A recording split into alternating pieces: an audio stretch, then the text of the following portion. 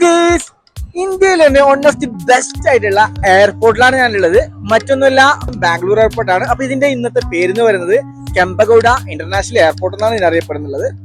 അപ്പൊ ഈ ഒരു എയർപോർട്ടിന്റെ ചരിത്രം എന്ന് പറയുന്നത് 2001 ഈ ഒരു എയർപോർട്ടിന്റെ ഈ ഒരു അതിമനോഹരമായിട്ടുള്ള ഈ ഒരു കൺസ്ട്രക്ഷന് തുടക്കം കുറിക്കുന്നത് 2001 എന്നാൽ 2005 ഇതിന്റെ പണിയൊക്കെ കംപ്ലീറ്റ് ആയത്. എന്നിട്ട് 2008 ഒഫീഷ്യലായിട്ട് ഈ ഒരു ബാംഗ്ലൂർ ഇന്റർനാഷണൽ എയർപോർട്ട് എന്നുള്ള ഈ ഒരു അതിമനോഹരമായ ഈ ഒരു എയർപോർട്ട് പബ്ലിക്കായി തുറന്നു കൊടുത്തത് 2008 എന്നാൽ 2013 ഈ ഒരു എയർപോർട്ടിന് കെമ്പഗൌഡ ഇന്റർനാഷണൽ എന്ന് റീനെയിം ചെയ്യപ്പെട്ടു.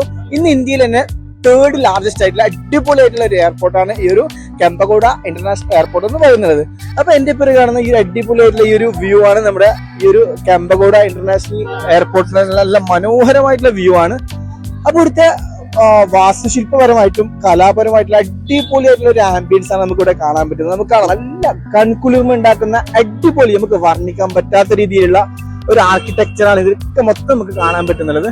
അപ്പോൾ എന്തായാലും ലൈഫിൽ ഓൺ ടൈം നിങ്ങൾ എന്തായാലും വിസിറ്റ് ചെയ്യുന്ന ഒരു അടിപൊളി പ്ലേസ് തന്നെയാണ്. നമുക്ക് എന്തായാലും ഇവിടെ വരുമ്പോൾ എന്തെന്നില്ലാത്തൊരു അനുഭൂതിയും നല്ല ഒരു മനസ്സിന് എന്തെന്നില്ലാത്തൊരു ഫീലിംഗ് കിട്ടുന്ന ഒരു അടിപൊളിയായിട്ടുള്ള ഒരു ഏരിയ ആണിത്. അപ്പോൾ ഈ ഭാഗത്ത് വരുന്ന എല്ലാവരും, കൂടാതെ രാത്രി സമയങ്ങളിൽ നോക്കുകയാണെങ്കിൽ അടിപൊളിയായിട്ടുള്ള കണ്ണിനെ തന്നെ നമുക്ക് വർണ്ണിക്കാൻ പറ്റാത്ത രീതിയിലുള്ള അതിമനോഹരമായിട്ടുള്ള ലൈറ്റിങ്സ് ആണ് ഈ ഒരു എയർപോർട്ടിന്റെ ഹൈലൈറ്റ് എന്ന് പറയുന്നത്.